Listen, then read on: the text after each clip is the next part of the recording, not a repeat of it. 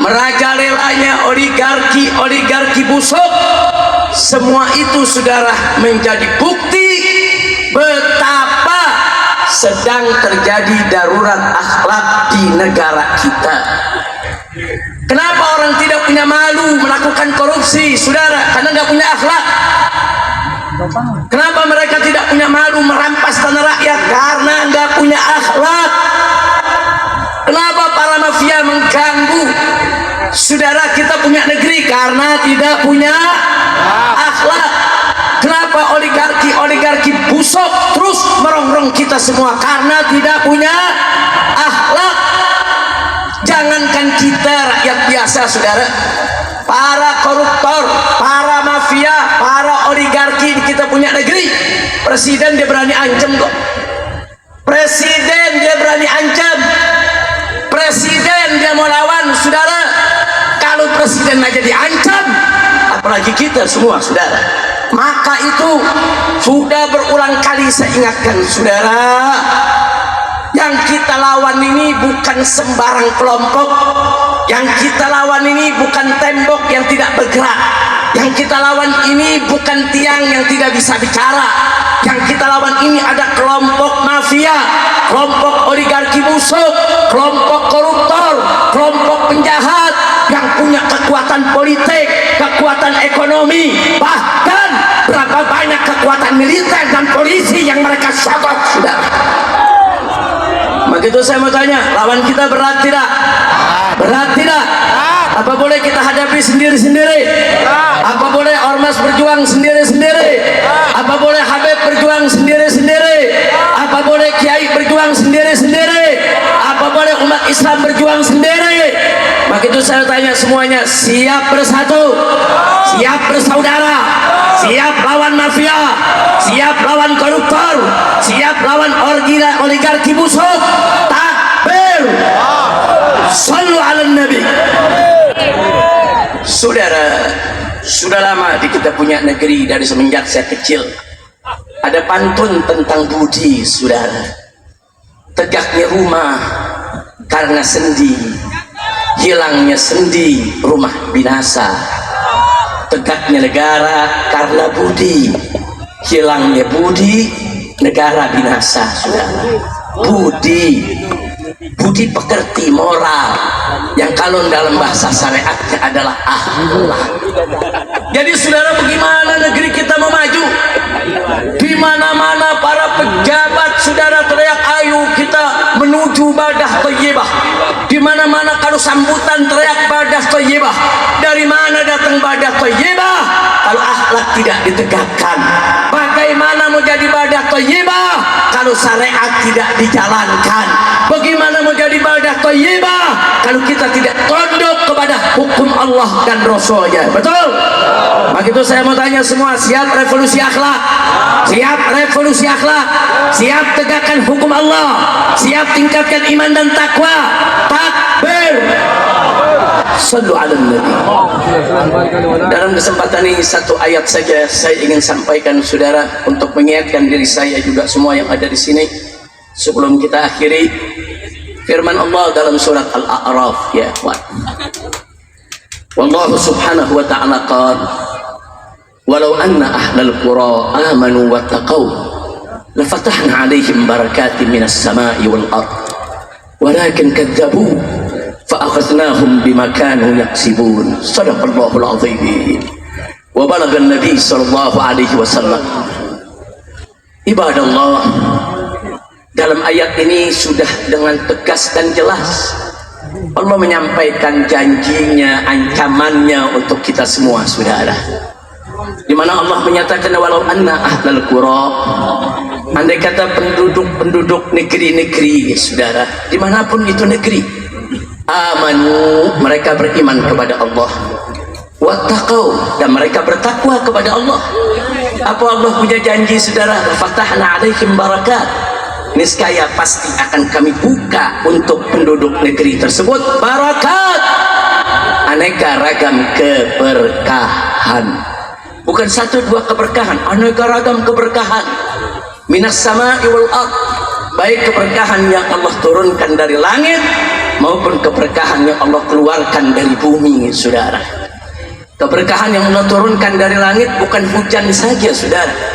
Ada cahaya matahari, ada ozon, ada oksigen, ada udara, ada lingkungan alam, saudara, yang mendukung kehidupan manusia. Begitu juga keberkahan yang Allah turunkan, saudara, dari bumi, saudara.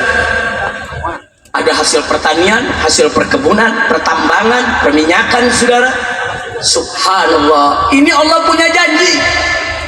Lau anna ahlal qura amanu wattaqau, kalau penduduk negeri-negeri itu, saudara, beriman kepada Allah dan bertakwa kepada Allah, Allah janjilah fatahna alaihim, niscaya pasti kami akan buka untuk penduduk negeri tersebut, saudara, barakat, aneka ragam keberkahan. Ini janji siapa? Jawab yang kompak, janji siapa? Janji siapa? Siapa yang maha menepati janji? Siapa yang maha benar dengan janjinya? Siapa yang maha agung? Siapa yang maha suci? Takbir! Allah yang maha menepati janji, yang menjanjikan, saudara, kalau penduduk negeri itu beriman, bertakwa, pasti Allah berkahi. Berkah alamnya, berkah daratnya, berkah lautnya, berkah gunungnya, berkah hutannya, berkah keamanannya, berkah ekonominya, berkah masyarakatnya, berkah pendidikannya, berkah politiknya, berkah segala-galanya, saudara. Syarat beriman dan bertakwa kepada Allah. Lalu bagaimana itu beriman dan bertakwa kepada Allah? Tadi dengan sangat singkat, padat, ringkas, jelas sudah disampaikan oleh orang tua kita, Syekhuna Kiai Haji Abu Bakar Ba'asyir hafizahullah ta'ala wa ra'ah. Bagaimana iman takwa kepada Allah? Udhulu fis silmi kafah, masuklah kamu sekalian kepada dalam Islam secara utuh, sempurna, jangan setengah-setengah. Subhanallah, pesan beliau tadi singkat, padat, ringkas, jelas, tapi sangat dalam, ya ikhwah. Nah, maka itu ahiba'il kiram, Allah sudah janji begitu. Kalau kita beriman bertakwa, Allah berkahi. Percaya dengan janji Allah? Sebaliknya kata Allah, walakin kadzabu, akan tetapi ternyata penduduk-penduduk negeri-negeri, saudara, banyak yang mendustakan Allah, mendustakan Allah, mendustakan ayat Allah, mendustakan hukum Allah, mendustakan aturan Allah. Saudara, mereka tolak Allah punya hukum. Kalau sudah begitu, apa Allah nyatakan, saudara, fa'akhadnahum bima kanu yaksibun, niscaya pasti akan kami siksa mereka akibat apa yang mereka lakukan. Jadi simpel ayat ini, saudara. Kalau kita beriman bertakwa, Allah buka pintu keberkahan. Sebaliknya, kalau tidak beriman dan tidak bertakwa, apalagi mendustakan ayat-ayat Allah, siap-siap Allah akan kirim azab dan siksa, saudara. Nah, karena itu yuk, saya mau ajak semua, saudara, saya mau ajak semua, kalau Indonesia mau berkah, mau jauh dari musibah, mau jauh dari bencana, mau jauh dari bala, mau jauh dari segala kesulitan, ayo mari kita beriman dan bertakwa kepada Allah. Ulamanya wajib beriman bertakwa kepada Allah. Jangan jadi ulama pengkhianat agama, jangan jadi ulama penjual agama, jangan jadi ulama yang menyesatkan umat, saudara. Begitu juga umara, para pemimpin, baik kepala negara maupun kepala daerah, para menteri dan pejabat yang mana saja, wajib untuk bertakwa kepada Allah. Jangan jadi pemimpin yang pendusta, jangan jadi pemimpin yang kalau bicara bohong, yang kalau janji ingkar, yang kalau dikasih amanat khianat. Jadi pemimpin yang beriman dan bertakwa kepada Allah. Begitu juga kita semua sebagai rakyat, sebagai umat, apapun profesi kita, dimanapun kita berada, ayo kita beriman bertakwa kepada Allah. Insya Allah Indonesia akan menjadi baldah thayyibah. Keberkahan Allah akan limpahkan kepada kita semua kalau kita semua beriman bertakwa kepada Allah. Saya mau tanya sekali lagi, semua siap beriman bertakwa kepada Allah? Siap beriman bertakwa kepada Allah? Siap dirikan sholat siap bayarkan zakat, siap puasa Ramadan, siap jalankan kewajiban, siap tinggalkan segala kemaksiatan. Takbir, sallu ala nabi.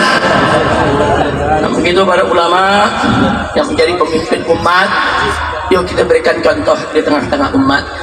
Yuk kita bimbing umat. Kesian saudara, umat di mana-mana banyak yang tertindas, umat di mana-mana banyak yang terzolimi saudara. Sebagaimana tadi diceritakan oleh Dr. Marwan Batubara, perjuangan di PIK 2, saya ikut turun ke sana saudara, ikut ketemu dengan warga-warga yang susah. Kesian saudara, tanahnya yang dirampas, tanahnya yang seenaknya diambil begitu saja. Berapa banyak rakyat kadang-kadang sudah punya sertifikat, masih bisa diakui oleh orang saudara. Innalillahi wa inna ilaihi raji'un. Ada apa di kita punya negeri? Nah maka itu sebelum saya akhiri saudara, kita sambut baik apa-apa yang sudah diteriakkan oleh Bapak Presiden kita. Tapi kita menginginkan Bapak Presiden kita tidak hanya sekedar bicara, tapi betul-betul serius untuk melakukannya. Bapak Presiden kita sudah teriak di mana-mana. Beliau sudah mendeklarasikan perang lawan koruptor, perang lawan mafia, perang lawan oligarki busuk. Saudara, ya, kalau beliau serius, kita akan lebih serius. Betul? Betul. Bahkan kalau presiden tidak serius pun, kita tetap serius. Kita akan perang lawan mafia, kita akan perang lawan koruptor, kita akan perang lawan oligarki. Takbir. Angkat tangan semua, takbir. Takbir. Sallu ala nabi.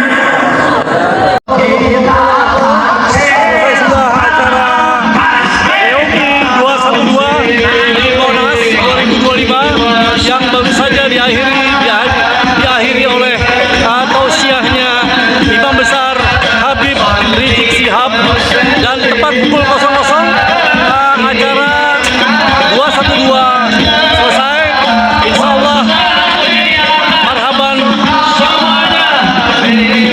2026 212 diagendakan tetap eksis dalam setiap tahunnya. Itu aja ikutan dari Opa Singatua dan Komunitas Akhirat di Monas dalam acara 212. Assalamualaikum warahmatullahi wabarakatuh. Al-Quran Imam,